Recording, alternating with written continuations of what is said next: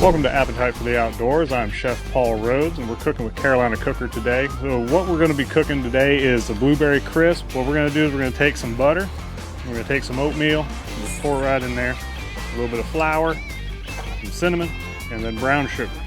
If you don't have one of these mixers, you can use your fingers. So after you have your streusel all mixed up, you just kind of set that to the side. We're using the 16.5-inch Carolina Cooker baking pan. So we're going to go ahead and light this thing up. First, you're going to want to take your butter. You're going to put it right here in the pan, add in your brown sugar, and you can add in your white sugar. Now we're going to take our bourbon, we're going to add it right in there, just like that. Put in your vanilla, cinnamon.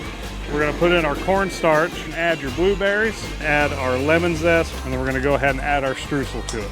It is ready to go into the oven at 375 degrees for about 20 to 25 minutes, or at least until the sides are bubbling up and everything's nice golden brown. Can't wait to try this. It smells fantastic. Can't leave any left behind there.